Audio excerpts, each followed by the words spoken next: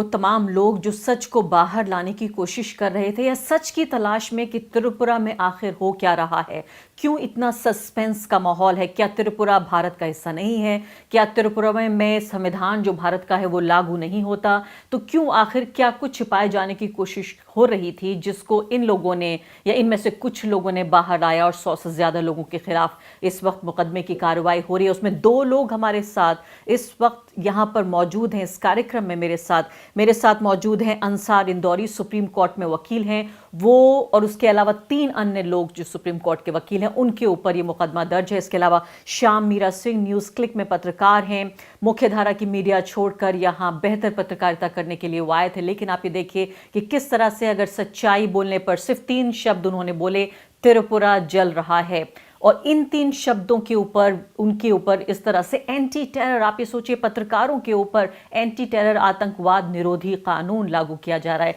ये बहस भी किसी दिन हम करेंगे कि ये कानून कितना खतरनाक साबित हो रहा है। तमाम वो लोग, वो राजनीतिक विरोधी जिनको ये सरकार समझती है, उनकी आवाज़ दबाने के लिए आतंकवाद निरोधी इस कानून का किस तरह से गलत इस्तेमाल हो रहा है। और तीसरी खास मेहमान हमारे साथ हमारी सहयोगी द वायर की ब्यूरो चीफ संगीता बरुआ मौजूद हैं। संगीता जो राष्ट्रीय मुद्दे हैं उन्हें तो कवर करती हैं, लेकिन उनकी एक खास बात यह है कि खुद वो उत्तर पूर्व से आती हैं।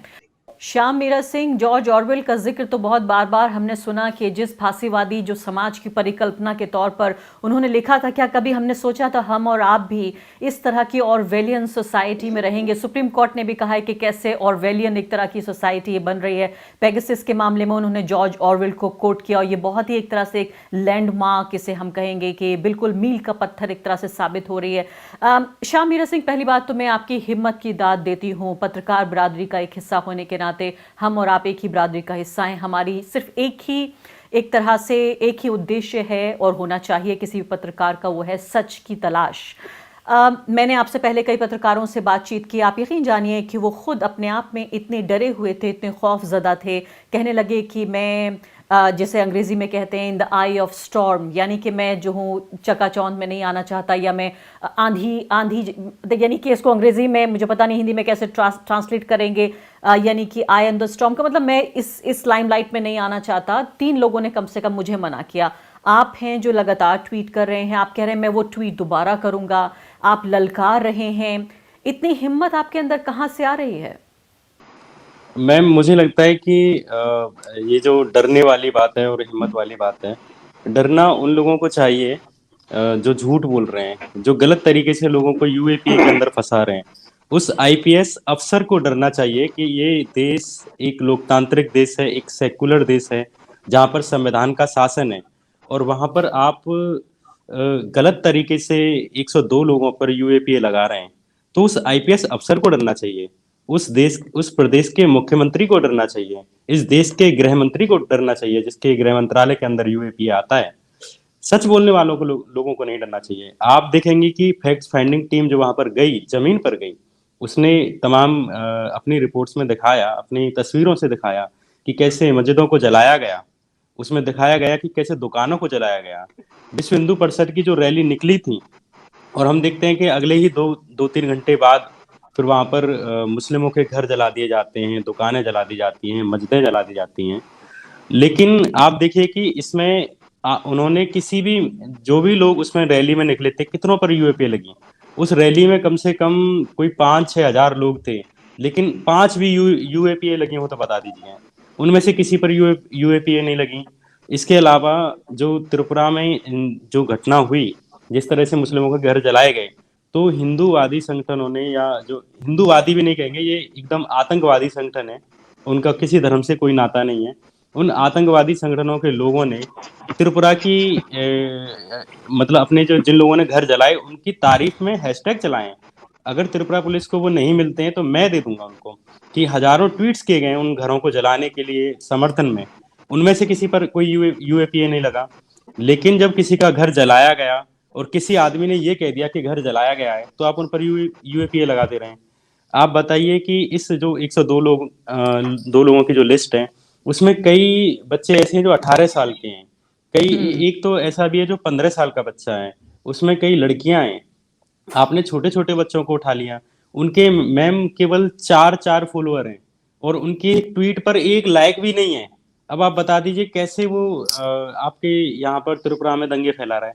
अगर त्रिपुरा में दंगे फैल रहे हैं तो आप दंगों को रोकिए। आप उन सबसे पहले आपकी जिम्मेदारी बनती थी कि उस रैली, जिस रैली की वजह से ये जो लोगों के घर जलाए गए, पहली बात तो मुझ में इस पूरे मामले में मुझे एक सबसे फर्जी और सबसे एक साजिशन जो वर्ड लगता है वो है दंगा। दंगा वहां पर होता है जहां दो कम्युनिटी इन्वॉल्व होती हैं। आप मुझे बता दिए कि मुस्लिम कहाँ पर थे। मुस्लिमों ने किसी का घर नहीं जलाया, मुस्लिमों ने कोई रैली नहीं निकाली, मुस्लिमों ने किसी के भगवान को गाली नहीं दी, मुस्लिमों ने भगवान राम को गाली नहीं दी या किसी को भी नहीं दी, उन्होंने किसी का घर नहीं जलाया। वो अपने घर पर बैठे हैं, अपने मोहल्ले में बैठे हैं, एक रैली आती है और वो जाके लोगों के घरों को जला देती है और मोहम्मद साहब के बारे में बोलती है, वो मुस्लिमों के बारे में बोलती है, काटने और मारने के बारे में बोलती है। अब आप लगाइए कि ये फिर कैसे दंगा है। ये दंगा नहीं है, ये तो आपने मुस्लिमों के प्रति जो आपके अंदर जो हेट है, आपने उसको एक्सरसाइज किया है। वहां पर आपने लोगों के घर जला, एक तरह से जेनोसाइड। आप कह रहे हैं कि 5-6 हज़ार लोगों में 5 लोगों के ऊपर यूएपीए उन लोगों पे नहीं लगा जो वाकई में आतंक फैला रहे थे, जो वाकई में प्रोवोकेटिव नारे वहां पर लगा रहे थे, जो वाकई जिसे वैंडलाइज कहते हैं अंग्रेजी में, तोड़फोड़ कह लेते हैं, तोड़फोड़ कर रहे थे। क्योंकि इस पर भी काफ़ी विवाद है कि तोड़फोड़ हुई या जलाया गया, वो भी मैं संगीता से पूछूंगी। लेकिन श्याम मीरा सिंह, आपको तारीफ तो करनी पड़ेगी पुलिस की कि 4-4 फॉलोवर वाले लोग जिनके ट्विटर अकाउंट्स थे, जिनके ऊपर एक भी लाइक नहीं है, आप बता रही हैं, उनको भी ढूंढ लाई है पुलिस, तो तारीफ तो कीजिए थोड़ी सी। और अब ट्विटर उन अकाउंट्स पर एक्शन भी ले रहा है, ये भी बताया जा रहा है। बिल्कुल। और मुझे तो ये लगता है कि अगर त्रिपुरा पुलिस को वाकई में ये लगता है कि त्रिपुरा में कुछ भी नहीं हुआ है, शांति है, इसमें दो चीजें मैं बताऊंगा कि सबसे पहले इन्होंने वहां की खुद की हाई कोर्ट ने संज्ञान लिया है कि त्रिपुरा में चल क्या रहा है। आप बताइए, आपने क्या कार्रवाई की है, आप क्या कर रहे हैं। खुद त्रिपुरा का हाई कोर्ट, उनका चीफ जस्टिस ये सरकार से सवाल कर रहा है। अगर त्रिपुरा में कुछ नहीं हुआ है तो आप सबसे पहले त्रिपुरा हाई कोर्ट पर यूएपीए लगाइए। दूसरी बात, देश के जो विपक्षी नेता हैं सबसे बड़े, राहुल गांधी, उन्होंने भी इस पर ट्वीट किया कि त्रिपुरा में ये चल रहा है, आप उन पर लगाइए। आप कितने लोगों पर लगाएंगे। आपने जानबूझकर 102 लोगों पर लगाया, उसमें भी लोग नहीं है वो 102 लोग नहीं है, वो 100 उसमें मुस्लिम है। आपने मुस्लिमों पर यूएपीए लगाया है और मुस्लिमों को ही आप एक राजनीतिक खिलौने की तरह यूज कर रहे हैं। जी हाँ। बार बार आप देख लीजिए कि भाजपा का जितना भी इनके कोई भी कानून आते हैं, इनकी कोई योजना आती है, इनका कोई स्लोगन आता है, बिना मुस्लिम के कुछ होते ही नहीं है, चाहे ये ट्रिपल तलाक लेके आए। जी हाँ। श्याम मीरा सिंह, ये बताइए कि कई लोग आरोप लगा रहे हैं कि सिर्फ कुछ पत्रकार सेंसेशनलिज्म में लग गए हैं, वो सिर्फ मशहूर हो जाना चाहते हैं। क्या ये शोहरत तो आपका उद्देश्य नहीं है?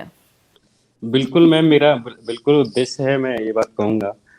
एक अंग्रेजी में एक कहावत है कि जब पूरी दुनिया शांत हो तब एक अदब आवाज भी ताकतवर बन जाती है। आप वाह। देखिए कि जब आप रात में जब सो रहे होते हैं तब आपको घड़ी की टिक टिक टिक की भी आवाज आती है। तो बात यह है कि आप ये चीज देखिए कि इस देश में कितने पत्रकार बोल रहे हैं। अगर गोदी मीडिया जिसको हम कह सकते हैं कि आज तक, एबीपी न्यूज, बाकी जितने भी चैनल है, न्यूज 18, अगर वो सारे एंकर बोल रहे होते, अगर वो सारे पत्रकार बोल रहे होते, हमें तो कोई पूछता ही नहीं। तो बात यह है कि जब देश का मुख्य मीडिया जो टीवी चैनल्स हैं, अगर वो ही नहीं बोलेंगे और कोई पत्रकार बोलेगा, या आज देखिए कि वकीलों को पकड़ा गया है। वकीलों का काम तो पत्रकारिता नहीं है, लेकिन उनको पकड़ा उसी काम में गया है जो पत्रकारों को काम करना था। ये काम देश की मीडिया को करना था, वो काम वकीलों ने किया और फिर वकीलों को पकड़ा गया। तो ये इस दौर में जब सारे लोग शांत हैं, इस पूरे जंगल में जब पूरे जंगल में से किसी की आवाज नहीं आ रही है, तब तो कोई एक कोयल भी कूं कूं करेगी तो उसकी आवाज आएगी।